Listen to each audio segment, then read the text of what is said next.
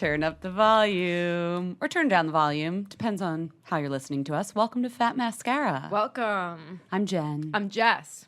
What are we going to talk about, girlfriend? I've never called you girlfriend. You were snapping. It felt right. I'm sorry. I know. I'm in a silly mood. Okay. We're going to talk about one of my favorite topics, stretch marks. Mine too. Stretch. Then we're going to talk about hairbrushes, how to clean those damn things. Why are you Southern today? Amazing. I don't know. And then, all right, I really didn't want to talk about this, but I think we have to. Kim Kardashian's got a new fragrance. I think that we should smell it together and see what we think. It's going to be a sniff off. A sniff off. And ladies and gentlemen, we've got a sniff off. We will be doing a sniff off. After that, we're going to have hairstylist Vernon Francois, who I have decided has a second career as a life coach. Just an amazing interview, an amazing human. I think you guys are really going to enjoy it. Oh, he was fantastic. Shake, let it go, breathe, stretch, shake, let it go, wait, That's I like this one. In dollar, for real, bad boy. stretch, shake, let it go, breathe, stretch, shake. Jess, I'm just going to go there and start off with a question. Do you have stretch marks? Are you talking about the ones from 5th grade or 7th grade or 10th grade? It's like a map. Like, you know when they came where? Story of my life. On my thighs, my hips. I only have them on my boobs. I had some on my boobs, yeah. They don't go. Did they go away? I had a reduction. Some of them went away, and then Yeah. so some of them are still there. Yeah, I've got stretch marks. I'm a woman. What do you want? I know, and truly, not Giselle. I think so many women deal with this, and there's so much like old wives' tales about like what does and doesn't help with stretch marks. I've heard the craziest advice from people over the years. Oh, I always hear about like put coconut oil. Then there's like Cocoa this- butter. Everybody thinks cocoa butter is going to fix everything. Truly, when people are pregnant, they're like, "Oh, put cocoa butter all over your stomach so that you don't get stretch marks." Has anything worked for you yet? By the time I realized I had them, it was too late. That's funny that you say that because I talked to Dr. Jegasothy, a Miami dermatologist. She was sharing information on stretch marks that blew my mind. One of the things was you have to deal with them right away if you really want the best results within 4 weeks of getting them. And if you wait till they've been there for a while, you can only ever get like a 30% reduction. I was taking a spelling test while they were. I know, that's funny because when they came forming. from like high school and middle school years, like it's a little too late. Yeah. I know some women are getting them micropigmented, which is really just tattooing the white area or Really? the pink area or peach area, depending on your regular skin tone. Oh, that seems like a lot of. Well, but I've seen pictures. You know what? We can link to some on the blog. It looks really good. I mean, I wouldn't go to that extent. But what was really interesting to me was that she was saying the name is a little bit off because it's not just skin stretching that causes the problem. They now know there's new research that it's all about the cortisone receptors and the glucocorticoid receptors in your skin. So genetically, some people could stretch and they won't show up, where with people with these receptors, they will. So it's really the luck of the draw. It's the luck of the draw. It's not just, because I always just thought of it as, okay, let's just, for lack of a better word, the fatter you get, the bigger the stretch mark, and then the skin goes back and you just made the mark. Or whether it's like your limbs are growing or whatever. But no, it's more about the genetic receptors that you have in your skin. So if your mom has stretch marks or dad. Probably. Yeah. So I asked her what you can do, and I mean, for pregnancy, it's better because within 4 weeks, I guess you could technically get these treatments, but a pulse dye laser and a Fraxel laser in combination can really, really reduce them. Does applying lotion help at all? So this is what she said. I said, why do people keep applying these lotions and saying they work over the years if it's really about these receptors? She said there needs to be more research because she thinks some of the topicals are actually, they're doing some sort of cortisone receptor activity in the skin without us realizing it, certain ingredients. So she can't say, actually, here I am saying cocoa butter's silly. She can't say that cocoa butter doesn't work.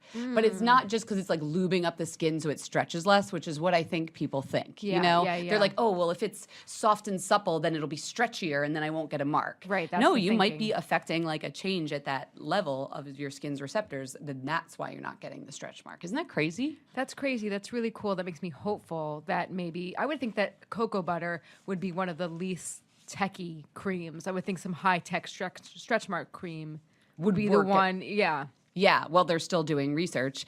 Well, cocoa butter might help, but she's also really excited about gene therapy. She's thinking in someday something that can affect the glucocorticoid, I hope I'm saying that right, receptors, will be the thing that then prevents you from getting stretch marks. So we're going to leave you with this. If it ain't broke, don't fix it, meaning if you're using a lotion and you think it's working, it very well might be. But if you're like someone who either just had weight gain or weight loss or pregnancy and you can do something right now, do it within 4 weeks. Go to the derm, get some lasers. That is the most effective thing.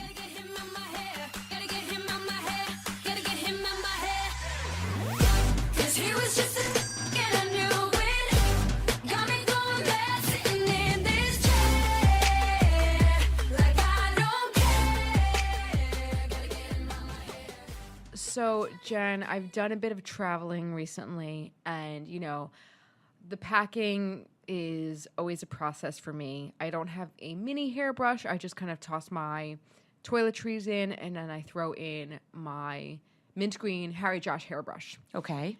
Now, I love this hairbrush. It goes everywhere I go, but I have to say, when I take it out to do my thing, I do it very quickly, and then I just chuck it back in the bag, because it's looking real janky. So I was like staying at my friend's, and I kind of just like embarrassing. I didn't want her to see. Me too. I'm the same with my hairbrush. I think it's so gross. It's so gross. Like I have my beautiful, you know, like makeup bag. I've got all my Tilbury. I have my beautiful like pharmacy cleanser. I've got everything out. It looks gorgeous on, you know, her sink. But when it comes to the hairbrush, 1, 2, 3, bam, right in the, chuck it back in. Even me and my vanity at home, if people are coming over, I'm like, bury the hairbrush. Oh, the bury hairbrush is always under the It's sink. nasty. I'm sorry, Harry. I know you put a lot of thought into that design, but like no one's seeing that. Now mint tell green me, hairbrush. is it that you just don't like the hair in there, or does other things get in there? Oh, it's like, you know, it's a sight. It's a sight. There's hair. There's dust. There's dry shampoo buildup. Yeah, there's like these gray little balls that I couldn't figure out what they were because I could get the hair out, but then certain types of brushes, it's like it almost looks like the lint from a dryer. I thought Is mine that was dust? I thought mine was some cat fur, so I'm glad No, you have it I too. have it too, and I ain't got no small mammals. No small mammals running around your place. No. So what do you do? So I went straight to the source. And Oh. I found out from Harry how to Oh, clean I thought it. we were just gonna have a bitch fest about dirty hairbrushes. No, and I was like, I'm actually, guys, I'm a clean person. I really am. But this, I found out what's going on. Tell me. He told, obviously, it's, you know, we know it's all the things I listed. I can't actually tell you what those dried dust balls are. I have to think they're just like dust and like Dead skin cells, probably. Yeah, definitely dead okay. skin cells. He said the best way to clean a brush is to clean it while it's dry, using a comb to pull back all of the loose hair. Then use shampoo, and I like that he didn't like suggest some fancy brush cleaner or anything like that. Just good old shampoo and warm water, and take another brush to scrub back and forth. Oh. So it's brush on brush action. If you need to, repeat and then rinse with warm water. Dry thoroughly before putting it away so it doesn't catch any other debris while it's still wet. I think right there is the key because you're just chucking it in the bag. Yeah. Someone should probably invent, you know how your toothbrush cover, you'd never throw your toothbrush in a vanity bag, right? Right. You put a little cover on it. Yeah. Why don't brushes come with covers? Harry, business idea. I would buy that. If you're spending that much on a brush. We are just giving away ideas at Fast Mascara. How many things have we invented already that someone should lot. go make? But I also, you know, this is a nice idea. I definitely will take his advice. But I remember my mom used to have this thing, like it was like growing up, and I never saw it again, but I used to love it. It was a brush cleaner. It looked like a little rake. Have you ever seen one of these things? No, they still do make those, yes. I found some on Amazon. With like a metal prongs almost? Yes, they're $6.95. So Google Google or go on Amazon, whatever you want. Brush cleaner. We'll put one on the brush blog. foam. Yes. Oh yeah. Why am I saying that? Yeah. I'll do it for you. Just go on our blog. I have one more product recommendation too that might help. Have you seen the Mirai hairbrush liners? No, what the hell is that? So I wrote about these for Mary Claire. Basically, it looks like a dryer sheet, and you put it over the brush, and they're reusable. See how that is? And, and the bristles poke through the fabric.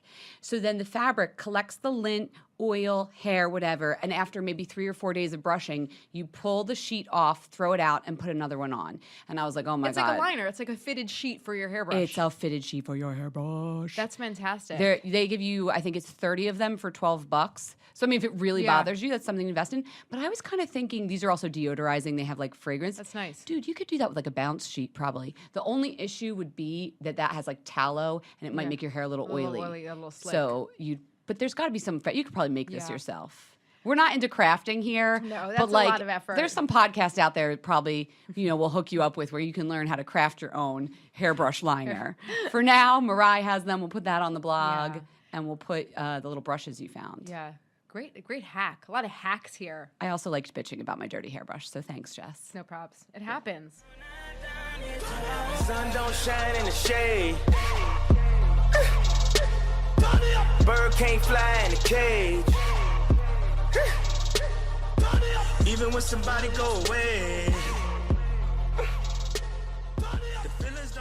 All right, guys, we have a new segment that we're starting, and it's all about testing those fragrances that are getting lots of buzz, testing those fragrances that are trending. Yes, and we're going to smell something for the first time together with you on air, have some thoughts, Yeah, discuss. if you have any names, definitely like hit us up on Twitter. Come up with like a cute little, it could be punny. I'm okay with that. First premiere testing is... Kim KKW fragrance. Okay, I have it here in my hot little hands. Yeah. I'm going to spray first and I'll pass it over to you. Should we talk about how this arrived? Yeah, so it's all about crystals, people. Right. It's been about crystals for a while. I'm kind of over the With crystals. shade. But this is shaped like a crystal, the bottle, and the beauty editors got it in a box full of... Quartz. A ton of quartz. which were kind of fun to run my fingers through, I'm not going to lie. Oh, I didn't like the way it felt. It gave me an icky feeling. It Really? Because it felt like chalk. It didn't feel like smooth crystals. There was nothing irregular I was about getting like them. marbly vibes from it. No, I was not feeling it. I don't think when you buy it in the store, it's going to have all those crystals, but the bottle still will. So I'm sniffing it now, but first I want to give you my thoughts on the bottle while you sniff as well. It doesn't stand up vertically. No, this is going to take a lot of counter space on your... It's an oblong Counter. thing that like lays down, which I don't know what Kim was thinking there. She must have huge vanities with lots of space, but I need things to stand think? up. Okay, I sprayed. All right. Because Jen just sprayed, Ooh. I'm just sniffing. Now, this for me, I'm getting a lot of white florals. Totally. And that to me feels incongruous with the vibes of the crystal shape and the mailing. So funny you should say that. I immediately smell gardenia, and it is bringing me back to, there was a big era of like Marc Jacobs did a gardenia, maybe Michael Kors did tuberose. This is very 2003. It's like these are 2002, OG 2002, fragrances. 2003. These big white florals that were like not as heady and oriental as the florals from the 80s and 90s, but like they're not fresh They're to me. trying to be They're not innocent. fresh floor. They're just pure flower, right? A little bit of a Kai vibe. Well, that's gardenia as well. Yeah. So I think the floral is coming across really strong, but like there's like a chalky undertone to mine. I don't know if that's... So right now we're smelling Crystal Gardenia by KKW Fragrances. Now, the notes that we're smelling Oh, did we hit any of them right? Yes. So sorry, I feel like I'm doing a little bit of an HSN thing, but I'm just gonna give it to you right now. Give it to me. There is an illuminating citrus. A bright and radiant opening is crafted with the illuminating citrus of luminous bergamot, the serene water. Bergamot. It's bergamot's fancier cousin. Why do I always say bergamot? I don't know, Don't it laugh sounds at me. fun. I Okay. always do that. It's a weird thing. It's like a I'm not tick. getting luminous citrus right away. The but serene watery floral of an aquatic accord, and I love this. Nymphial Givaudan Captive. So captives are the kind of the molecules that different fragrance houses will come up with, like that are their own. proprietary. Proprietary. And I love the word nymphial, and it has a Nymphial as in like of a the nymphs? Yeah, and it has a trademark around it, so no one Okay. can touch that. Gives a delicate feeling of fruit petals.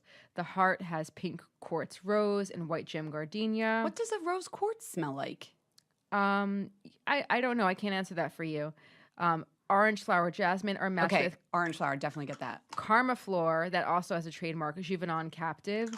And then the finish is sandalwood and Georgie wood, and that's also a captive, a Givaudan captive, with sun-warmed solar amber. Okay, here's what I'm getting. Yeah, tell me. Give me the net. I'm in Hawaii. I picked a bunch of white flowers. I threw them in an industrial dryer. So that was already scented with a little bit of a dryer sheet situation. And then I opened up the dryer and maybe a little breeze from the ocean came in at the same time. Like it's not a clean floral for me. It's very like laundromat-y. Some people might like that though. Yeah. It's like a powdery, dusty, chalky floral. I'm getting florals with definitely a lot of soapy notes. I could see a lot of people putting this on and saying it's clean, it's fresh. Okay. You know, but I could also see somebody putting this on, and maybe it's because I have Kim K in my head, like that's already been planted, like jammed in my head. That there's something glamorous about this, but I just can't. When I think of crystal, I think of something so much lighter than this scent that I'm getting. Yeah. So if you're expecting crystal, airy, fairy, you're not going to get that. If you are expecting something uber feminine, very feminine, then and bodaciously floral, this is your gem. Oh, you made a pun there. I made a pun. As we're doing this, I'm like, this could be annoying the hell out of our listeners that they can't smell it and we're describing. So also give us some feedback on what you think of this new segment. Is it weird to hear us talk about fragrance when you're listening on a podcast? I don't know. Let us know if it's working. This is a work in progress. And also, you might want to know where you can get this bad boy. Oh, thank you. Violet Grey. VioletGrey.com for a limited time. Oh, it's like a luxe retailer. Yeah, this thing is well, but you know what's nice? It's Violet Grey. I feel like everything's like a fortune. This is $35 for the 30 ml and $60 for the big boy. Wow. That's so a nice deal and that's a big, yeah. I always feel like if I'm shopping on Violet Grey, it's like, there wow. goes $300. Yeah. This time, only Bye-bye 30 money. Only 35. Yeah. There's nothing wrong with loving who you are, she said, 'cause he made you perfect, babe. So hold your head up, girl, and you'll go far. Listen to me when I say, I'm beautiful in the way, 'cause that makes no mistake. We're here with Vernon Francois. He's an amazing celebrity hairstylist who's worked with Solange Knowles, Serena Williams, Willow Smith, Ruth Negga. I know there's like a dozen other I'm missing. Lupita, That was the first one I wanted to say. That's my girl. That's we your have to girl. we have to start with Lupita, of course. Absolutely. He also has his own line of luxury hair care, also called Vernon Francois, your name. Welcome to Fat Mascara. I'm so excited to be here. Welcome, Hi. Vernon. How are you? He's hot off the Glamour Women of the Year awards. We were just looking at Serena's hair, which was amazing. Thank you. You do good stuff. So let's get into it. You started doing hair on yourself, right? No. I heard you had braids back in the day. I had braids not long ago, but no, I'm self-taught. My whole sort of self-discovery of me, all things fabulous and textured hair, was when I was 8 years old. And Sunday afternoons, my mum was doing hair. My parents are from the Caribbean, and I grew up as a Rastafarian, and everything I was exposed to was locks and braids and extensions. And I remember my mum, Sunday afternoons, two things, was get your hair done and put rice and peas and chicken on the stove. And that was what Sunday afternoons were like in our house with my brothers. At the time, there was four of us. I was the second oldest. Do you cook now too? Of course. It's ingrained in us. Self-care is really important. It was something that was traditional with our culture, was that we looked after everyone. So we took it in ranks as we got older. And then me... I just remember not being happy with my mum doing my hair one day. And I was 8 years old, and I turned around and told her I didn't like it. It was painful. The comb used to go through the scalp, and you would just cry, and she would section it into these big twists. And the polite version is, she said, if you don't like it, do it yourself. And I was like, fine, I'm going to go and turn them around, show you how I can make this a lot more nicer and better and less painful. And I did.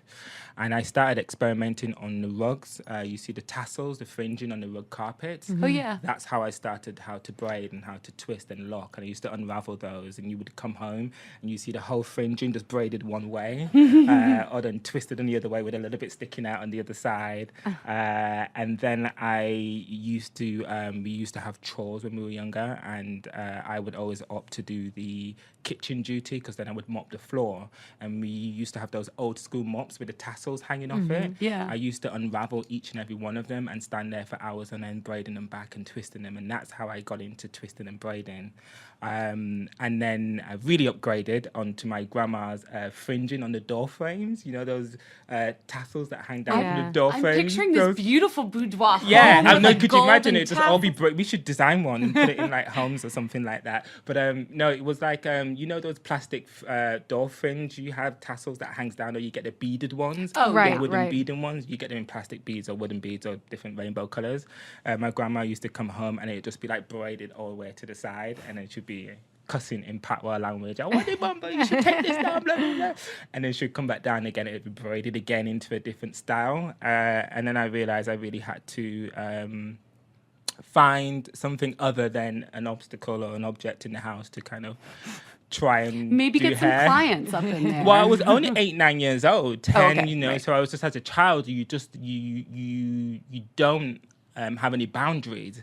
So you just find whatever. I used to get like wires off the cable wires from the telephone and the cable and just twist them and braid them because I was just looking at the interlocking method.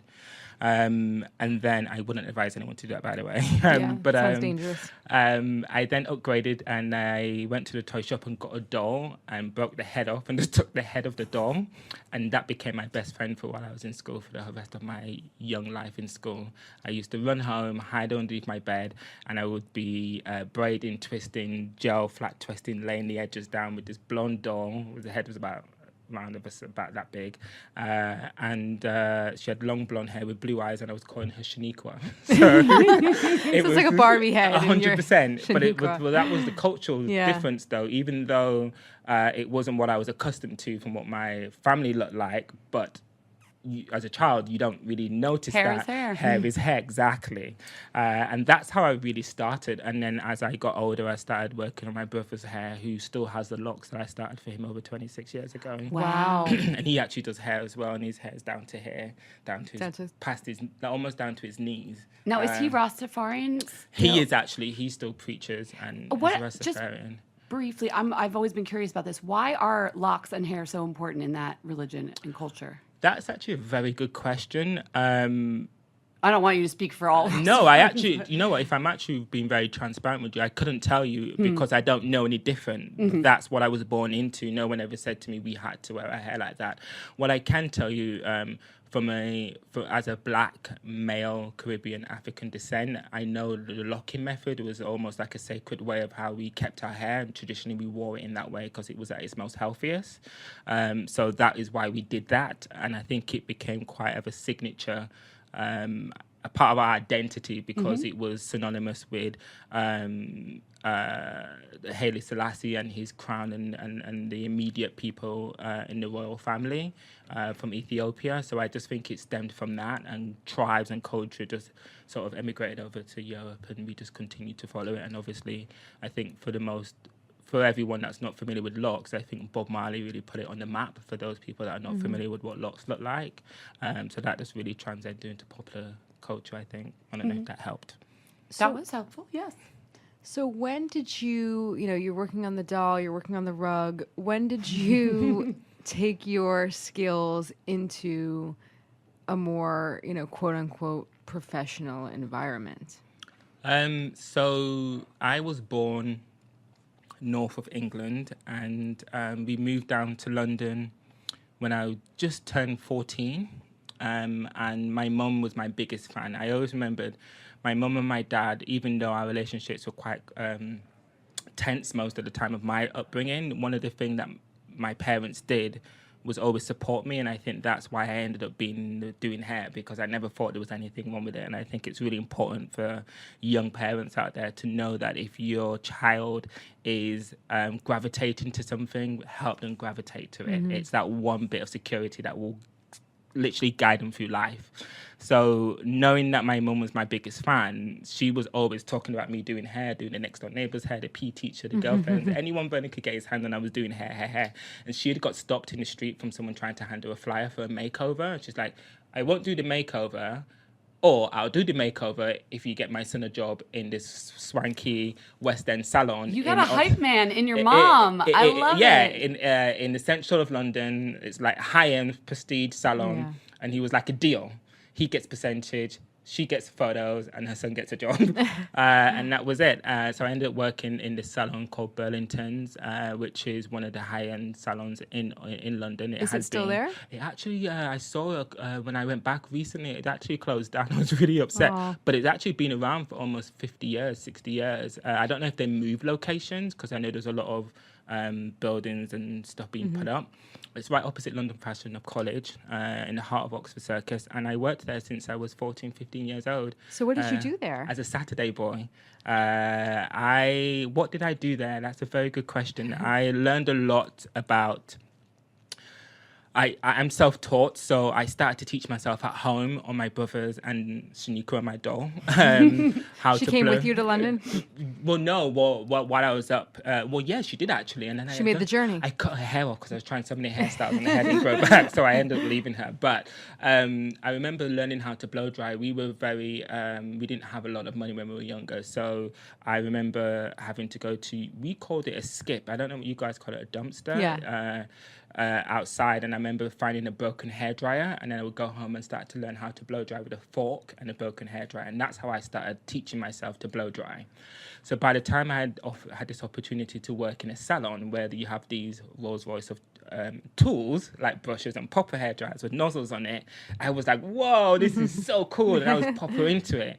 And looking back now, I recall everyone being really blown away with my sort of attention to detail, passion and will to want to do the job, and not to turn any client away from the salon no matter their hair texture, which in Oxford Circus in London was, most people only went there that were of European wavy, straight, Caucasian hair texture. Anyone that had any ounce of curl pattern in their hair, they would say they couldn't do their hair. So I was like, no, I can do it. You were Come the in. designated, self-designated I became expert? that. I didn't realize at the time I was just doing it because I enjoyed it. And I Yeah. ended up working for the makeover company downstairs as well as the salon upstairs, because I ended up doing everyone that came in for the makeover whilst the company was just taking clients' money. You don't know what the texture of the hair client is, so when they would turn up, you would then kind of opt to straighten it as such.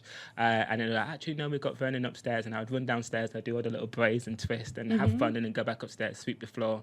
And that was my life for about 3-4 years. I would come in, clean the windows outside, anything that I could do to stay in that building, I'll be there early and I'll be there to close in. And that was me for my first teenage years. That's quite an education. I was hungry. I still do it now. I'm hungry. I love doing what I do. So any opportunity that I had to be present in that moment with anybody, I was the first one to put my hand forward. I met a very, very well-known hairdresser, Desmond Murray, who then I went to work for him. And then by the age of 17, I won my first award, and that's what really propelled me into the industry.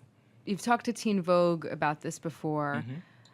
Dyslexia, this was something you grew up with. How has this informed or, just played a role in your career and growing up?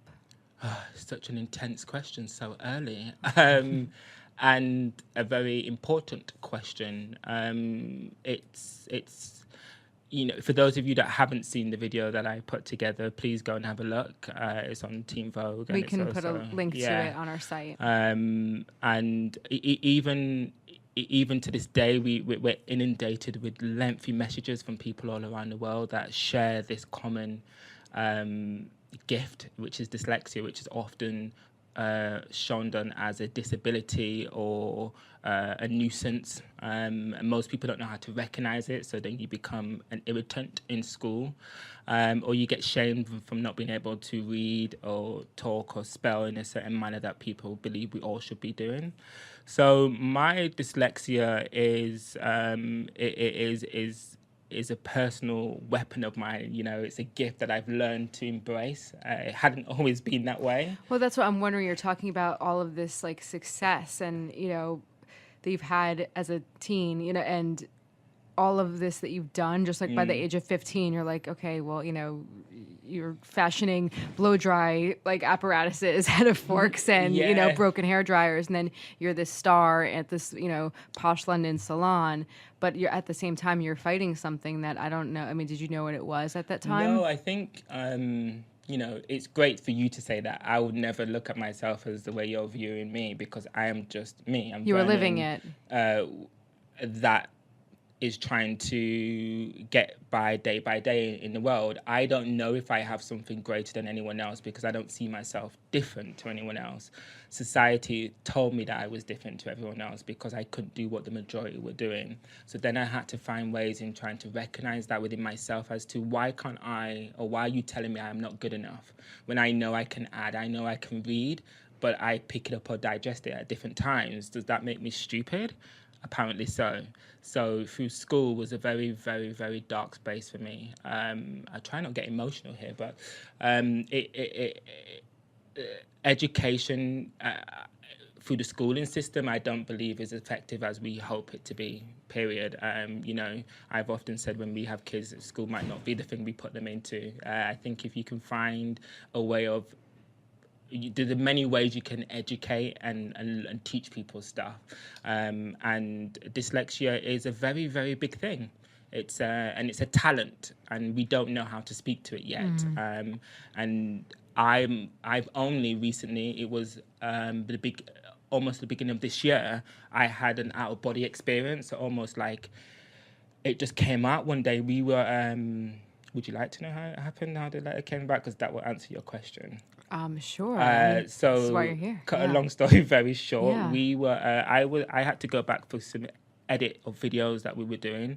I'm very humbled that the collection that I designed is in Sephora. So we were making content videos for Sephora, and I had a very not so good experience with the editing team that I was working with for this particular video content. So once the video content had been made, which was excellent, by the way, I just put everything to the backside and just moved on to the next project. But I knew that we caught some good content, and I wanted to go and look at the behind the scenes scenes to see if I could use it for other stuff. So one day I was just sitting in the kitchen looking at the behind the scene footage, and I was blown away. I was like, whoa, this person looks really cool on camera. And I was just listening, and they were talking and they were reading really well from the thermometer, like reading the words and being very articulate. And if something was wrong, they were saying, oh, could you just rewrite that again? Could you change this comma? Could you put an explanation mark here? Could you just lower this down? Could you make this right? And then I realized it was me. And that's when I broke down. And You thought you were looking at somebody else. No, I knew I was looking at me, but it was you're not used to seeing yourself. Correct. So knowing how to work with words so Correct. quickly and dealing with a Correct. teleprompter and all that Wow. stuff. Correct. So when Like when you catch yourself in a mirror and you're like, wait, that's me? correct, That's exactly. so cool. That's really So cool. when that happened, I got goosebumps already. When that happened, I just broke down into tears. I just You're broke like, down. I am doing this. That's so cool. Exactly. That's beautiful. I had this out of body experience. I was like, fuck, that's me. And then I called my partner. We work with an on-upper communications director on the team who's actually my right-hand lady. I basically talk and she writes it down. And I called and I was in tears and I was like, oh, I just want to say thank you so much for helping me realize that I'm not as stupid as I thought I was, that I actually can read. I actually can talk quite eloquently. I can pronounce my words. All these things that I thought I could never be. I just witnessed myself do it on camera. And in the moment of that happening, I knew I had to do something about it. And then I said to Amber, I need to write a letter to dyslexia to say thank you. And that's how that came about. And it was personal. It was nothing for anyone else. And then we wrote the letter, and it was just a very healing thing for me. It was for no one else but for me, just to put out, you made me do this, you made me feel like this, how dare you, look at me now, but thank you so much, and I stand with you, you are a part of me, you are not me. And the outcome of that letter became what you now know as the animation called Letter to Dyslexia. When I showed it to my friends and family, people were just taken back and blown away by the courage, the tenacity, the honesty, the transparency in that. And then I was like, oh, Well, thanks. It was just a letter for me, and then I realised actually the significance of me sharing that story. Yeah. You'd be surprised being in the beauty space. We've had a lot of guests talk to us about dyslexia, and I think there's the strength in it that you're better with your hands and Yeah. you're more attuned to how people Yeah. are feeling. You can read them easier. Like a lot of makeup artists and hairstylists. This is the only way I've been able to describe who I am. And I just said to everyone, if you've seen that movie, Edward Scissorhand, Yeah. Yes, That's of me. course. You're Edward Scissorhands. Hey, That's that's me. Yeah, That's a good. It's feeling. That's me. And the community didn't know how to respond to him because he looked different. As soon as he started doing stuff with his hands and making things look beautiful, and everyone wanted to be Then a they part wanted of to, him, yeah. then everyone wanted to be a part of him. But they still didn't know how to communicate to him, so you just still left him on his own. And when That the shit movie's hit the so fan, heartbreaking. yeah, I won't go into it because you end up me in tears. But Yeah. that I can't watch that. That's me. Yeah. That's exactly who I am, and that's how I felt as a child, and sometimes still as I feel as an adult. Oh my God! When you saw that movie, like, were you just? I couldn't respond. Yeah. I watch it today, and I'm still. I mean, just the articulation in that movie. I don't think that people realize how significant that storytelling is. It's almost like miming when you watch miming. Yeah. It's Yeah. exactly the same. Because we can't tell you what the dyslexia is like. I can't tell you the reasons why I can't read the information in the paper, but I can show you. Yeah. But you've got to give me the opportunity to do that. Yeah. And often we don't have the patience to do so. So how do then that communication's broken, that opportunity is missed, that relationship is gone. You're so it's about it's missed opportunity, missed opportunity for relationships It's and crazy. communication and connection. And when you look at all the great stuff in life that we use to survive has often, if not, been created by someone that's been dyslexic. It's just a thought. Including amazing hair products. Thank you so much for Including sharing amazing hair that. products. Yeah. Yeah. Thank you. Yeah, because we come from a problem-solving perspective. Yeah, for sure. That's where we come from.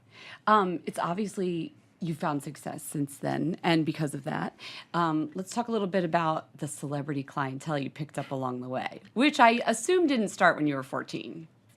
Do you know what? It didn't start, but I always everyone's like, who's your biggest fan? And my clients are my biggest fans. Yeah. My next door neighbor, the people that know me when I was wee high that still try and come and see me today. Yeah. They're celebrities. They're celebrated. You treat everybody like a. I feel like I hear that from a lot of hairstylists. I treat everyone the same. Yeah. And that's why I get on with the ladies in the limelight that I get on with. Because I don't So, alter that. If Jess or I were in your chair, we'd get like the Solange treatment or the Lupita treatment. 100%. But you'd get a treatment that would be specific to you. Right, of course. Yes. Bespoke. Of course. For me, it's all about how you conduct yourself. How Yeah. you, what's your purpose? So did those ladies or anybody of high profile like that come into the salon, or did you actively seek out like working in that realm? No, I've never reached out to anyone. It's just word of mouth. You got Word known. of mouth, Chinese whisper. Yeah. The word on the street is, there's a guy in Europe that's really cool at doing girls with curly, kinky hair. If you're traveling over there, go and see him. So I became the go-to guy across the seas for all the guys in America. Yeah. And that's how I started working with all the girls. One of the earliest people that I worked with that you guys would be familiar with was Keisha Cole. When she came out with her first album with Kanye West, and I did all of her European tour and stuff like that. So I would work with girls like that. When Kay Washington came over, I would work with her over there. And when Lupita came over, I'd work with her over there. And then they would all try to bring me back here. Logistically, that wouldn't work always. And then when I launched the brand and made the leap over here, everyone then tried to, I need to have you for my own. You need to be my own. You need to be my own sort of stuff. So that's You how it happened. mentioned kinky and curly hair. Before we get into the hair texture, like you even say on your website, you're the textured hair guy. What do you think of as quote unquote textured hair? How would you define that? Well, but the whole definition of textured hair is textured hair. Hair by definition is texture. So any hair is textured hair. Exactly. Like white, wavy European hair is textured hair. I wouldn't use the word white. I would use the word European, Caucasian, or textured, curly, kinky, coily hair. Okay. So when you say that you work with textured hair, that doesn't exclude anyone, really. It does not. I feel like sometimes So that's textured hair. Yeah, people are mistaken about that. You're using the wrong language to begin Of with. course not, because that any kind of hair texture could be on any person's head. I know that, Yeah. but that's not often the way it's described. Yeah. So already there's been a really big ill-informed education how to speak about it. Right. So like you might see a person's skin color and automatically think, okay, I'm going to do their hair like this, but you haven't gotten in there well, to that's actually often feel the it. case. Yeah, and for that's most wrong. You're people. saying, yeah. You can easily in this industry get really task-hyped. Is it cost-typed? Cost-typed? Typecast. Yeah. Because I work with older girls with kinky curly hair, that's only the hair I can do, so we won't put him up for any European girls. Right. And when my book's been put out to, we don't really see anyone's hair. Hair is hair. So it's often, go back to the mind, we have the ability to push boundaries, to educate, to reshape, to take control and inform consumers of the power of being able to do something well. You should be able to manipulate that across all territories, and we often keep getting stopped by the own people that give us the opportunities to do it to begin with. Do you find that happening with you in your career? 100%. So you've like wanted to work with a particular person and they're just like, we don't see a girl with hair like that in your book, so we're not going to book you? For the black and white of it, yes. Yeah. But then, you have your agencies, you try and, show your versatility in the work for the girls that you are using. But beyond that, people are not even looking at the hair, they're looking at the skin color. So it's a whole different conversation. And that's where you're going. Yeah. And that's all it is. And that's just the ignorance of when you look at people with dyslexia as well. We are a very... You get a label and that's all you We're just can a very think? ignorant culture. The humans that are existing right now, we are very ignorant. And I think the times that we are in are really allowing us to step outside of that and just really start to think about others and what and how we're making them feel and the reasons why we're making them feel that way. Where has that come from? And I went back to you, I said earlier, what's your narrative? What's the purpose? Why are you asking those questions? Where did that thought process come from before you thought about to ask me? And it's often come from your own perception and being quite ignorant about it and not thinking about it. So what are you trying to do, like with, obviously you're trying to do a lot of different things with your work and with your product line, but are you trying to like erase the word textured hair from the lexicon? No, my goal is to leave this world in a better place than when I came into, giving young girls and guys the power to use hair products with no boundaries, to explore, to really immerse themselves into their texture and know that their hair is beautiful for what it is, and know that if you if you're wanting to wear your hair straight and you've got curly hair, that you love your curls first before you do that. Right. Whilst I recognize at the moment it's the opposite. We're running away from the curls because we think straight is better. Do you think that's still the case? I know that's the case. I was pulling know. I was pulling some numbers on like marketing about how many more women are wanting to wear their hair naturally curly when it's curly to begin with.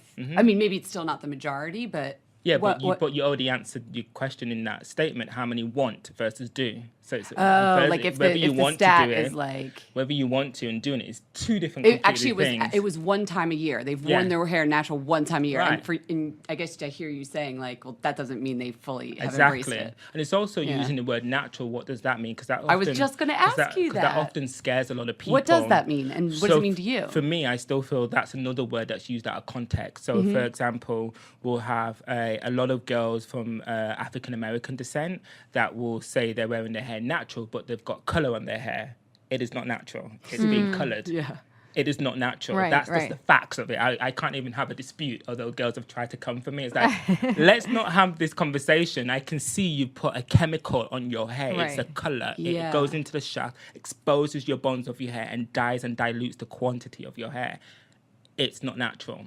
So once we go back and what we're doing as a brand, and Sephora was working with me really on that as well, is to go out and educate and to have these conversations. The fact that I'm here to talk with you guys, it's important we start to learn to use the right language so then we can move forward in the most effective way. If you look at Lupita, where she doesn't color her hair is natural Afro kinky hair, where it's unprocessed and it's of its natural state and it hasn't had color on it. That's natural hair. What did you think of the whole Grazia thing from last week? Grazia put the photo. You did the hair, right? I was a part of that experience. You were part of that. You were part of that experience. That was so diplomatic the way you said that. She was on the cover of Grazia UK, and she had the original hairstyle. Right, was a more if I'm using your language, Afro kinky hairstyle, and then on the cover it was a more slicked back, smooth style. Now she spoke out, and correct me if I'm wrong, because I'm just Who is this? I'm sorry. Lupita. Oh, right. Our friend Lupita, and she was disappointed with the changed- revised hairstyle on the cover. The conversation that we need to be having is one that we celebrate hair. The brand, excuse me, my brand is about inclusivity. If you look at my textures, my iconography, they speak from straight to wavy, coily, kinky, and even have the damage logo on there, which I think is quite exciting. And I think what we are trying to do and what we are doing as women, as men in the industry, is we're wanting that to be followed all the way through to the end. So whatever we do, we want to be portrayed as who we are. Right. And it's important that we speak to that. And the brand really, really does that. And that's the conversation that we want to have, and that's the one we're having. So when someone does their hair the way they want it, we should respect, like, I made my hair that way for a reason. I mean, we shouldn't be even having this conversation. Yeah. We shouldn't have to be having it. Yeah. Well, not when it comes to specific hair textures. Yeah. We shouldn't be having that conversation. So, it's just respect those how you wish to be respected. It's a very simple motto in life, isn't it? The conversation of talking about how to embrace your texture and why it's so significant is the one we should be having. Okay. The fact that people are exploiting the textures should be spoken to. As to what reason do you think this is not good enough, wherever you are? And when you work in a working place, we're told that to wear your hair out in its natural form is unprofessional. So if it's unprofessional here, where else is it going to be unprofessional? And that's translating in everything you see.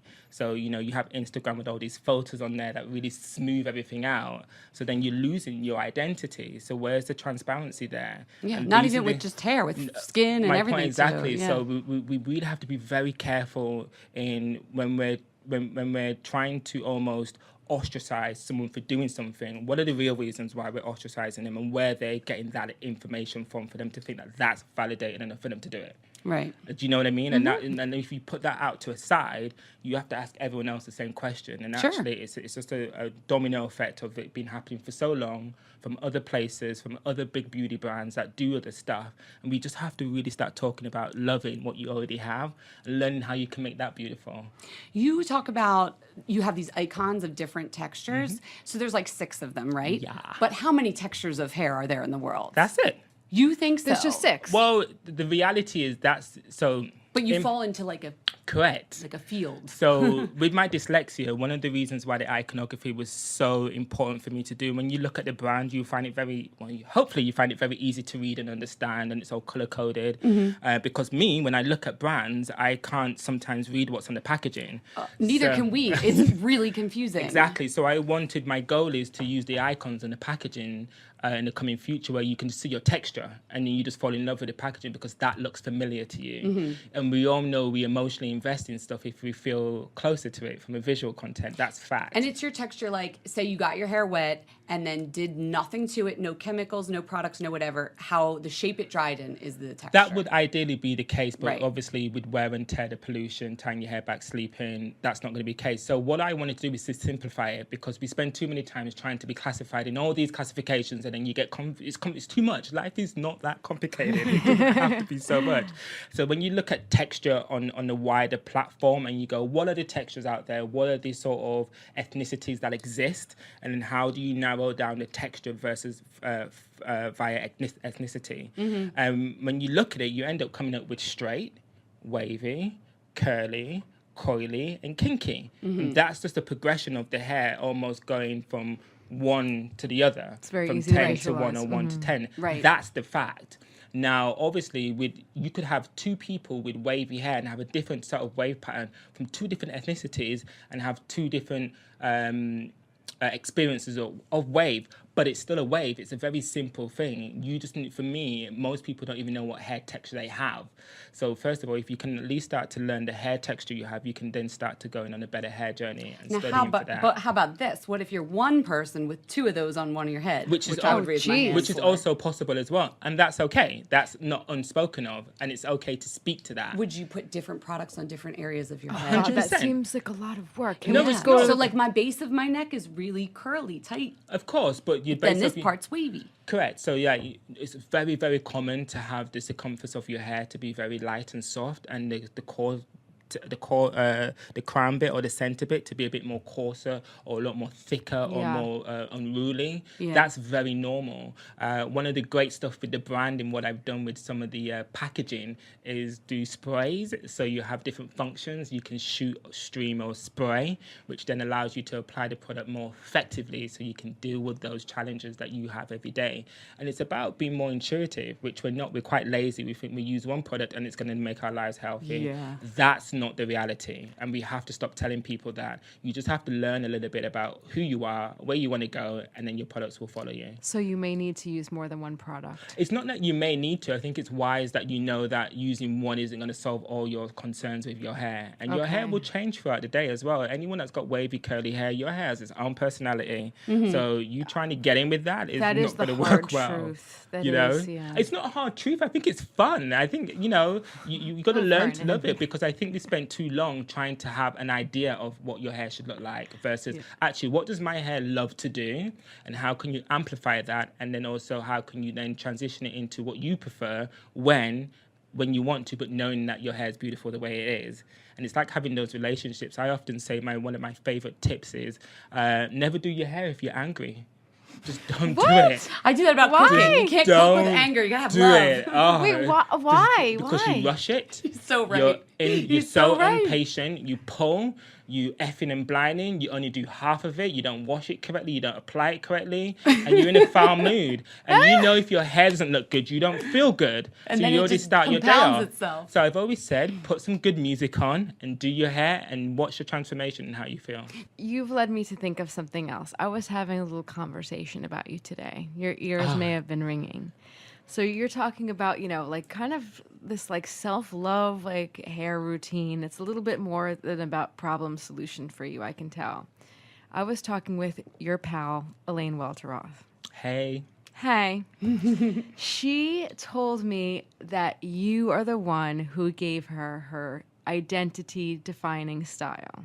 Yeah, I mean, isn't the afro on her incredible? I forgot what she looked like without it. I don't remember her without it. And I do remember she had braids, but then there was a whole like hair Oh my situation God, in Elaine had between. braids, that's right. She had braids when I Yeah. met her, and then she had hair in between, but I don't remember what it was. And then she had an afro. Yes. Like a big, powerful, amazing afro. Yeah. I don't remember what happened in between. So for anyone who doesn't know, Elaine Welteroth is the editor-in-chief of Teen Vogue. She's a major personality. And I was talking to her about you, and she said, you found this way to kind of read the hairstyle within her, almost like a hair psychic, a hair spiritual guru, something. And she's like, you have to talk to him about like your finding your power hair. This moment isn't about me. This No, is let's about make it. We Let's can find do your that power after. hair. We can do that Your hair's giving after. me everything, by the way. I just keep looking at it. It's so fabulous.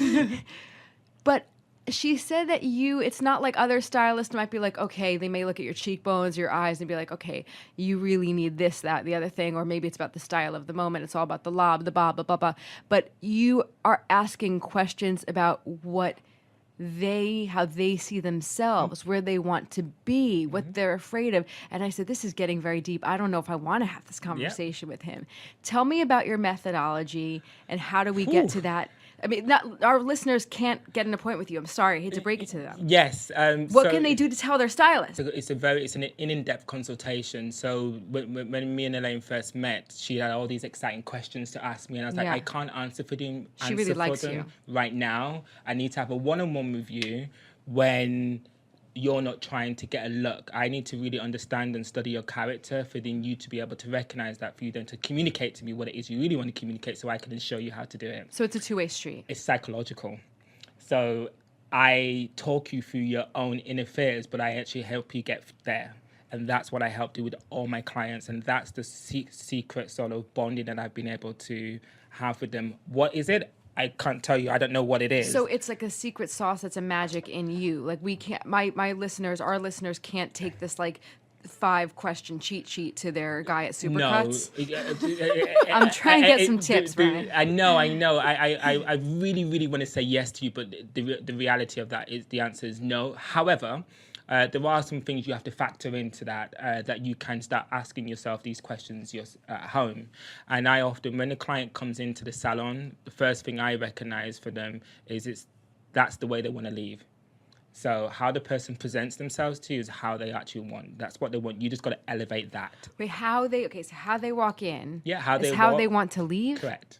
But So if if I someone walk walks in in- with their hair tied back Okay. and says, "Oh, I don't want to cut my hair. I want it down here. I want it shoulder length, and I really like it like this in my face." Blah blah blah. And I just know that's a lot of BS. Because she's pulled it back. Well, you walked in with it pulled back. So this tells me your lifestyle doesn't require you to actually wear it down as much as you want. So I already start instigating that. So we don't realize how we portray ourselves tells us way more about it than what we think we're telling people about Oh, it. it's like when someone said, I forgot who it was, but they're like, people show you who they are. Well, I have this tattoo here. It says, "People tell you what they want you to. People tell you what they want you to think. What people do is who they really are." You have that tattooed Yeah, on your okay, skin, I and was- you just quoted it. Yes. Yeah. That's So- amazing. It's like when Yeah. people... You guys have a psychic bond. So yeah, these ones. It's like when people do something, like believe them, when people show you who they are, Yeah. believe them. Yeah. So it's I like to put it down to my dyslexia. I think our brains are wired in a certain way which allows us to be more intuitive. I definitely have a lot more self-aware than You have to what pick we up call cues, this other average people- person. yeah. So I respond, and I'm slightly deaf as well. So I slightly respond to people's body language, how they communicate, the choice of words they use to me. I've learned how important words are. I've learned to talk a lot slower. And all these are very, very good indication to how someone wants to portray themselves. And if you can just take a moment to recognize that, it's absolutely breathtaking. It's breathtaking. It's mind-blowing. It's incredible how you can, if you can find the words to communicate that back out and give to the person who you're speaking to, how significant that information can be in changing their life. Wow. It's crazy. Yeah, That's awesome. Yeah, it's a very beautiful Yeah, thing. it's Something cool. I've learned.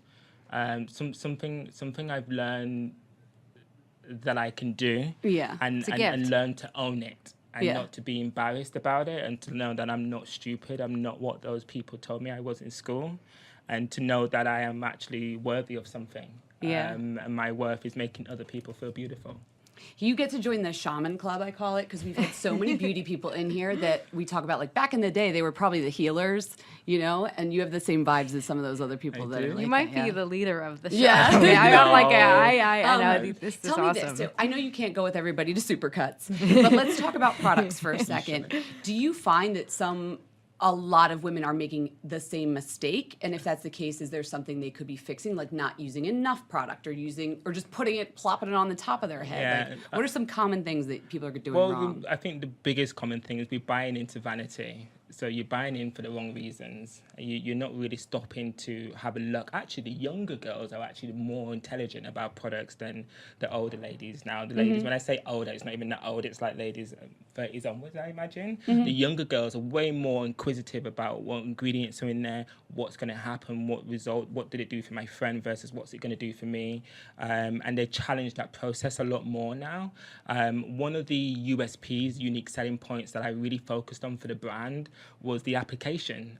So when I was designing this brand, one of the reasons that I wanted to design a collection was because I would use products in the salon, on shoots, on fashion shows, and I knew they worked to some degree, and the client would walk back in and go, "Didn't work for me. Don't know what happened." I was like, "Well, why? Because I know it works. So what are you doing that I'm Show not me doing?" how you put it on or whatever. Right. Yeah. And then I learned very quickly, many years ago, and I'm sure you guys would agree with me, the number one biggest failure with products is application. So then I thought, well, how much of that can I control from my side as the brand to ensure that you can get at least 70, 60% better experience at home. So if you start controlling the way you apply it, you then have to apply it effectively. And that's why the spray applications came from the conditioner, which I was told was impossible to design. We designed the first world's ever conditioning spray washout. So it's a conditioner that washes out. Yeah, but it's like in your spray. shower conditioner, but it looks like And it actually works. cleaning It spray. detangles effectively without filling your hair full of silicone, etc., etc. And the concept behind that was because we use conditioner as a scapegoat. No one actually used it for the right reasons. You use it to make your hair feel soft. It's like going to the gym. It's like sometimes when people pay for the gym membership but don't go, but you're paying for it so you feel great. It's the same thing. It's like you don't look after your hair, but when you put conditioner on it, you throw loads on it and hope for the best. Yeah, And then you've you got might me. think you missed a I bit. do. When in doubt, deep conditioner. Yes, when in doubt, There's a lacquer it mask. on. Right, and that's the worst thing to do for your hair. Is that saying also Really? something too good is too bad. And if you're overpowering your hair with something that maybe is so good for your hair doesn't have the ability to absorb it correctly, and therefore it will just flush it back out. So the instant effect you're going to get on the top surface is it feels soft, it's potentially detangled, and then in less than 24 hours you're back to square one again, where it's all your scalp's either dry or it's all not matted and tangled, or it's all really greasy. So then, but no one's really challenged that. But you would then go and use the conditioner again when you shampoo your hair. So I was like really confused. I was like, why are people doing that? Oh, because it's all we've been taught to do. Yeah. So Vernon Francois is taking a stance. And I'm like, well, actually, if you spray conditioner on your hair, you put in half of what you would put on because it's from a spray. So the spray pattern's really light and beautiful, but you're getting more coverage because it's spraying over a wider surface, and you're having more impact because the ingredients in my products are really powerful and doing the job, and you're having a better experience, and your hair's light and soft and non-detangled and shiny afterwards. Done. And you save some money in there because I'm just thinking about the You big save- old dollop of conditioner. You I need save to a use lot of sometimes. money, Yeah. and I think we've become so accustomed to this dolloping of conditioner on our hair to save that we've lost. You don't even really know what the silicone is or what conditioner really does for your hair anymore. So when you come to experience my products, if you're not familiar with using natural ingredients, it will feel a little bit more stripping on your hair versus something that's full of ingredients that is designed to, in quote, feel softer, which actually doesn't do anything. How long do you have to do that before you start to see the results you're talking about? You see it instantly. You do. Yeah, it's just it's Even if you've been using like a dimethicone loaded product you for a will long see time. it instantly. Because I've heard some people say they wanted to transition to more natural products, Yeah. but like they have to get It that. takes like the build up. But that's the Yeah. mindset. Versus that's not the necessarily reality. true. Well, no, I mean, if you've been using something for so long, your hair can essentially be a coat in it. Yeah, yeah, yeah. COAT. Yeah. So you have to essentially let that wash out. And often when people, you shouldn't really be having greasy hair. If you're having greasy hair, I would really speak to your shampoo regime, your conditioning regime, and also if it's a woman, make sure that you're washing your makeup off your face and your oily skin, because it tends to translate from the pillow to hair, and that regime tends Right. to always mix around. Just to be mindful, if it's not working, then change. And also, within my collection, you can change. There's so much fun things, and as you identified earlier, you will have more than one texture. You'll have different needs. Some might have coloured on the ends, and your hair, which is natural. You can play around. You should never stick with one thing for too long. You should always dipping out and just know the reasons why you're using what you're using. How many products do you use on your hair? Oh, I use my lock and braid. We have a scalp nourishment to soothe my scalp because I always wear hats because it keeps my head warm. And I like to use that one because it's a good scalp healer. Yeah. It's non-sticky, it's non-greasy, and we've been selling loads of it because it was the first product into mainstream stores that really supported the consumer with locks and braids. When people are always saying, oh, we have natural hair products, and then you're like, oh, so you have something for locks or braid? Oh, no, well, people with locks, that's the definition of natural hair more Right. for me than anything else. Yeah. So yeah, we've been selling that really well. And tell me about the pillowcase. I still can't get on board with changing up my pillowcase. And I know you tried to get me when I met you. You tried to get me switched. We look at ways into sort of, the reality is that managing your hair on a day-to-day basis is a nuisance. That's fact. So what you want to do is eliminate the time you spend making your hair feel the most important, most glamorous to itself, so you don't have to do much to it throughout the day. So you have to, there's certain things that if you apply effectively, you will get a good result. Just like if you want to lose weight or have good skin, you have to drink water consistently for it to work. And one of the great things you can do is look at your night regime and really invest in that. And that's when your body's most active. That's when your body's most reproduction. But you wanted me and to sleep juicing. on silk or satin. You can. Well, we have these 100% silk bonnets, which are beautiful, and you can wrap your hair in those and sleep in them. I should do the bonnet, not the pillowcase. My roommate used to sleep in a bonnet. I've had people start using it with European hair and they've woken up with their hair greasy and they've never had greasy hair before. And what it says to them is that it's holding all the oils in the hair, not letting In a it good strip out way. 100%. So then they're now using less product on there and washing it less because the hair's holding and retaining the moisture. The hair's shinier, it's not breaking. This was in a week of But am I using going it. to look cute in a bonnet, you know? Well, you know, My roommate the did look cute in a The bonnet. reality is you just got to ask yourself those questions. And I think it's, you know, if you're in a relationship, it's one, you know, he should be wearing one or she should be wearing one too. Guys have a lot of bowl Anybody patch. that sleeps over my house, you get a bonnet. my God, But that guys is have so a lot funny. of bowl patching as well and rubbing off, and they don't want to use their Oh. hair, so they definitely. Bonnets for everyone. We sell it so many to men the because future. don't be mistaken. This isn't a female. Hair is hair, Yeah. and actually men have weaker hair than women, so you Sure. want to retain that as much as possible. And anything with friction, we have these beautiful microfiber towels, body size towels that really absorb your hair, stop your hair from ripping, help only take out just the amount of more water from your hair. And when you're rubbing your hair, when you're drying it, men specifically, you should squeeze and pat dry versus rubbing and friction and pulling. God, I need a microfiber And, towel. yeah, so we'll- you're we'll into give you one. those. We'll Oh, give you you make one. them? Yeah, we got. Oh, I didn't realize that. I thought yeah. you were just advocating for the microfiber No, we towel. got the first life-size, body-size ones. I love They're that you make amazing. not just products like that you think of, like creams and gels and Yeah. whatever. There's like We're on a mission. bonnet. I'm This is a trying to- lifestyle brand. So what I will say to you, which I don't think we gave you, but we will do, we got these beautiful overnight treatment oils, which are these little virals that you can spray as you go to bed overnight and wake up with beautiful, soft, luscious, sexy, Look how excited he's amazing. getting. I know, like, No, because it you've actually just- works. We've been inundated. We sold out of these in Asia when we launched a couple of weeks ago on the hair. Now there's a lot of stuff happening over there, and over here people have been going crazy about them. You can travel with them. They're innocent. There's pure oil, but they're in the spray pattern that I designed with it is so fine. When it's sprayed, it just absorbs quickly into the hair. I so hate then a it's squirty spray. That's good. so it's not actually an inconvenience to you. Right, right. And the method behind that was because I know that I was like, wow, wouldn't it be great if you could just treat your hair and not have to wash it afterwards? Wouldn't that be Yeah, like, yeah, it's yeah, kind of I like a know. dirty, fabulous excuse? So I was like, well, what can we do? So we know that oils are amazing for the hair, but they have to be integrated into the hair shaft in a certain way for them to be really effective, or else it's just going to sit on the outer layer and become a nuisance. So I managed to find a vial that allowed it to spray, and it's such a beautiful spray pattern. It's almost like thin air. And then when that sits on the hair shaft, because it's so fine, it enables us just to coat the hair with just enough coatage and just seep in and just give you the most best relationship I'm you've had with an sold. oil ever. And they're doing really Lovely. well. And they're the overnight repair treatments. You should really try them. And then, so I'm trying to make your life easier. And that's what I want to do. I don't want people to invest in the brand because I'm solving the issues that you have. So then you can just wake up, brush your hair, and go. We're on board. We're on board. Yeah, it's really cool. Can we talk about your hair for a second? Oh, please go ahead. Now, I understand that you were part of Thomas Knight's Red Hot Oh, you did your 100 research. exhibition. It was all about redheaded men. Am I right? Yes. You didn't always have the easiest relationship with your red hair, did you? No, I did not. Redhead to redhead. Can we talk? Please, let's go. Okay. Well, I You're didn't. beautiful, redhead. Thank you. But let's talk about you. Let's talk about you.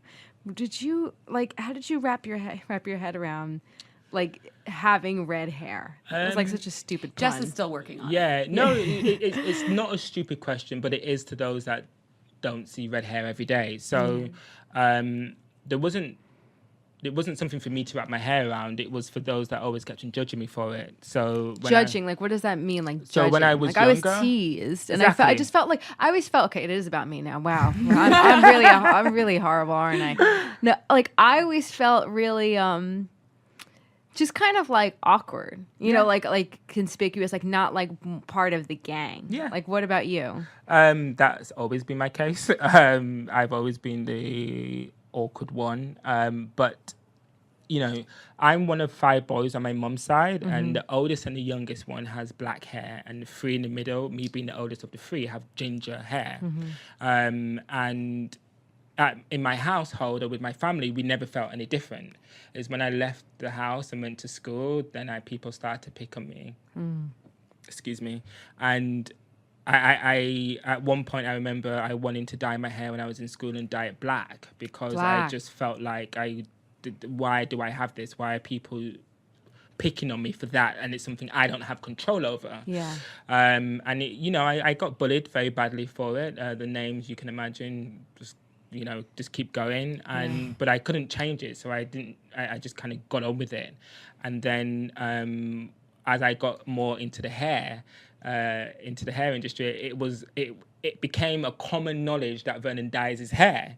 So everyone They thought you dyed it red? well, the people just assumed I dyed it because I'm a hairdresser. Yeah. So they didn't even think that it was. Didn't they see your complexion? Like your Look, people I are dumb. I People are won't dumb. even go there. They're so dumb. When I was a lot younger and more naive, I used to bear a lot of evidence to show them that it was all natural. I knew as I got older that Drapes and wasn't- curtains, drapes and curtains. I knew as I got older that probably wasn't most appropriate in a hair salon. However, You did what you had to do to I survive. didn't know what I couldn't do to prove to them that it wasn't. And then it's just sometimes people don't realize how dangerous their response to you about recognizing something different can really negatively impact you for your entire life. Especially as a young person. And not necessarily by saying something bad, but just by how they react to you, by going, oh my God, I've never seen that before. Then you know that something slightly is not cool or awkward, and you live with that. And I was constantly up against that, but I've learned to live in my truth. I've learned that this is who I am. I now know it's a big part that makes me more beautiful than anyone else. And but let's not kid myself. I still struggle every day to be confident with it in a way that I now see young kids with it. And when I see a young girl with red hair, I go up to them and tell them how beautiful they are. It's a point that I make. And I've bonded with a lot of people on social media that have got red hair. We don't realize I'm not different. I'm formed in a way that makes me who I am, and we just really need to recognize the power of our language and words and how we communicate with people. And being a part of this exhibition changed my life.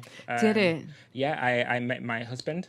Stop. I met other great opportunities that came in. I ended up traveling around the world with it.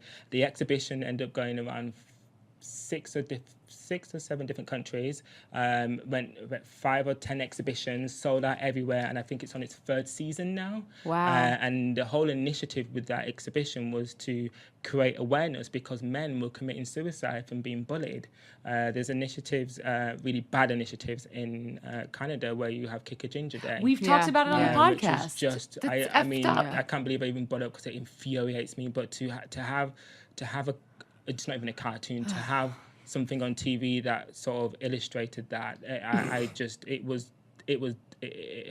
it was damaging. And it has been to people who've gone into school and actually kicked people to death. And so this was a campaign to bring attention to that. And at the time, I was the only guy of Caribbean descent that was of ginger, auburn hair texture. Now there's some more. They're found with the cool guys, which is so cool. It was just a great initiative. I almost turned that down as well. Oh my God, I'm so glad you didn't. Yeah, That's because so my cool. partner that at the you- time told me not to do it. Wait, to be on a nice note to end here, like, was your husband in the exhibition or working for it? So No, does he have in red this. hair? Oh, I wow, love that it. is so fabulous. That makes me Yeah. happy. That's a And we have beautiful a- story. And we have a fox ginger Labrador. The I whole want to see a family. family portrait. He's on Instagram, the real ginger Labrador. The real ginger Love it. Labrador. Yeah, Okay, so our cute. listeners can follow him too So now. cute. And That's then awesome. before we let you go, we talked hair a whole bunch, but we ask all our guests, let's talk about some other products you like to use, your skincare, your fragrance. What are you into these days? Youth to the People is this cool brand, these 2 cool guys from California. And I, as a redhead, my skin is very sensitive to a lot of stuff. And I find it really hard using a lot of even if the product is organic, it has to be a balance of organicness, because sometimes something raw can also bring your face out. Sure. And this brand just seemed to nail it for me, for my skin regime. Very light, very effortless. I travel with it a lot, and I really just love. name, too. Yeah, I just love the ethos of the brand. I love the smells. They use spinach, which reminds me of Popeye, so I just feel like I'm popping every time I have it. They've got spirulina in some of their products. Although I react badly to spirulina in my digestive system, but my skin seems to be loving it. So I'm just like, this is the way, because it's a good antioxidant, spirulina. Sure. So now I'm kind of like powering with it. Like, okay, I can't put you in the body, but I can put you on the top of the body and make my skin look fly. So yeah, I really like them. They're good for the regime, for my skincare. But I don't really have a big skincare regime. I'm really lazy. That's why I'm really good at hair, because I know people can't be arsed. I just know I know the mindset that you have. Yeah. So then let me be, when I do my hair, I was like, oh. So, I come up with really good ideas. Another good idea to blow dry your hair, by the way, is lay on your bed and tip your head upside down and blow dry your hair. Oh, that is a lazy girl's Wait. dream. It's Wait, just like fantastic. lie on your back, or you're lying on your tummy? Whatever's easier for you. Jess, you're but gonna- just, but just lying on your bed with your head back and the blow drying is How so about we much get someone easier. else to do it for us while we Yeah. lie with our head That's back? even better. Nice. That's Okay, I'll have even to try better. it. And Fall then asleep. fragrance. I'm really particular with fragrance. I was thinking you might be. This is going to make me sound a little bit bougie. But I've been. First of all, I'm a holder, so if I like something, I buy it in bulk. And I've been obsessed with these Dior fragrances that they have, but they have these pure oils, and the bottles are like this, like massive. And I just So stock not up the on- cheap ones. Actually, I think it's pricier than like Miss Dior and all that. I know what you're talking about. Is there Not that partic- there are any cheap ones, but yeah. The smell, the fragrance, I don't know the smell. What about what color? It's a dark, almost look at the color of, is it brandy? The dark, Okay. We but gotta look wood into that. looking. It's beautiful. It smells amazing. And then I used to, I then try and sometimes get the little vials that you can get the testers, and then just stock up on them. and Listen, just you put have them in friends my at bag. Sephora now. You should be fine. They give me products, but the Dior one is nice. Although my friend got me a Creed perfume the other week, which I didn't really buy Creed. It's like buying Louboutins, but it's actually really nice. I really liked it. It was actually a good one. I'm a Creed guy now.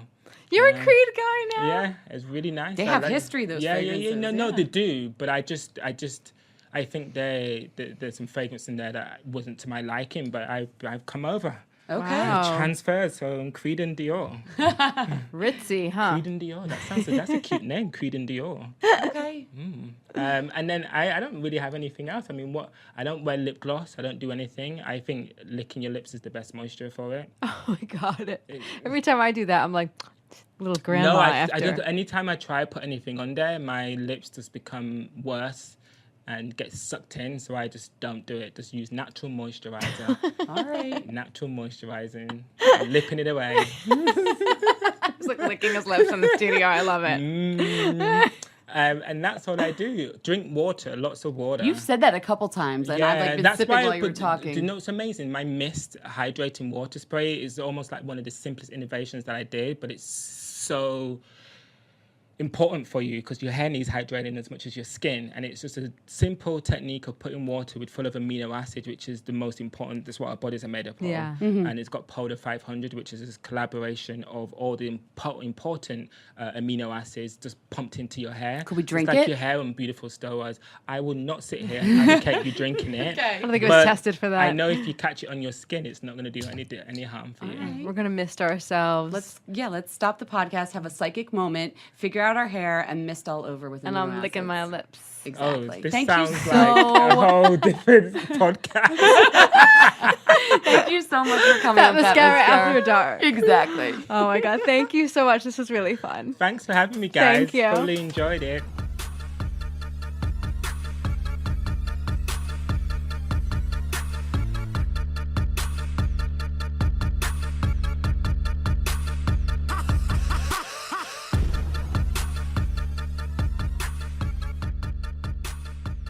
We're gonna raise a wand tonight.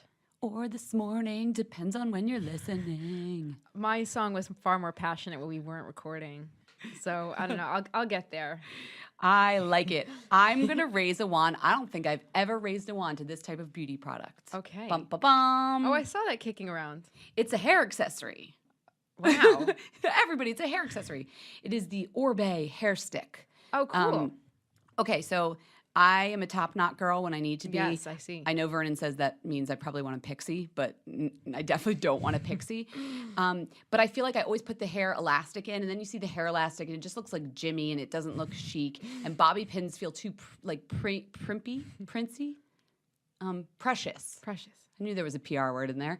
You know, and then it looks like a ballerina bun. I just want something cool. So this is like a U-shaped gold stick and kind of sturdy, and I have really thick hair. And I've just been twisting it up and then sticking that thing in. And I like to think, like if I was like in a dark like alleyway and I got was just thinking attacked. it's a Wolverine weapon. Yes! So I would just pull this out of my hair and then look at me, I'm like Wolverine. Yeah, no, that's very Wolverine-ish. And I could stab. It's very chic. It's also if you have to go somewhere like on the fly, just put that in your hair, a lip, maybe some earrings. Yes, because it does look very rich and luxe and Yeah. sophisticated. On that note, I will say it is a luxe product. I mean, this is a quality Yeah. metal. I think it's $80 for the hair accessory. If you don't lose things, though, you will use this all the time. If Yeah. you tend to lose accessories, I mean, this is about 4 inches. You probably won't lose it, but it's a little bit of an It's investment. very weighty too. I could tell from Still the way less you're expensive holding than it. like a Jennifer Behr like headband or headpiece, though. So Orbe hair stick. You should check Very it out. nice. What are you raising a wand to? I want to raise a wand to an entire collection. Okay. It's the Disney X, it's by whatever the hell the X, how do you say it? Disney X, Disney by Kiehl's collection. This is their holiday collection. Kiehl's always does a holiday collaboration with someone and it benefits a charity. This is my favorite Kiehl's collection in a long time.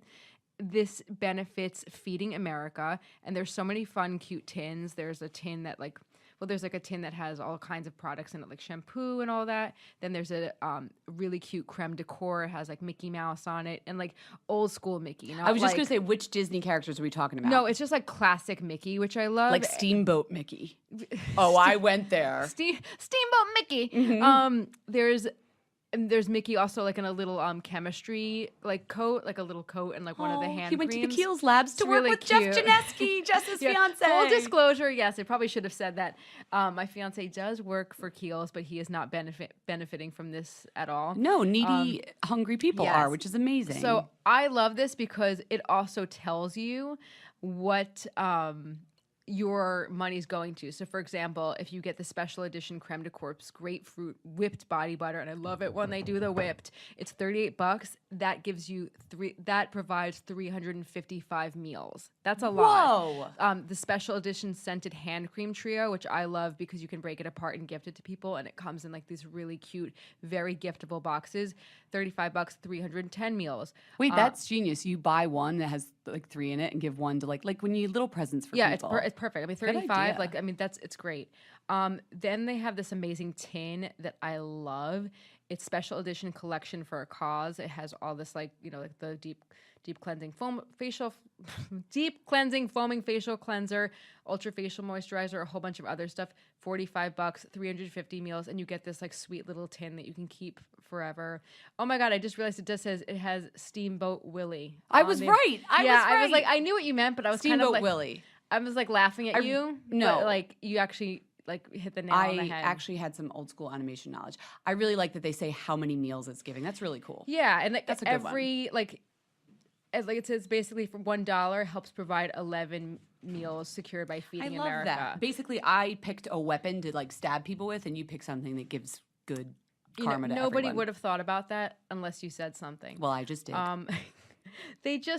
I think they always get it right for holiday with their intentions, but this collection is, I think, their most fun one to date. So head over to Kiehl's or go online and check it out. I think you will be very happy and find some great gift ideas for your friends, family, or even yourself. Thank you so much for listening. We're growing because of people like you telling your friends and fam and all that. But if you really want to help us out, which would be amazing, please go over to iTunes and write us a little review or just throw us some stars. 5, please. That would be incredible. And if you want to know where to find any of the people or places or things we talked about, go to fatmascara.com and check out our blog. You can follow us on all the social channels at fatmascara or email us at info@fatmascara.com. We'll even read your letters on the air. So profesh. So profesh.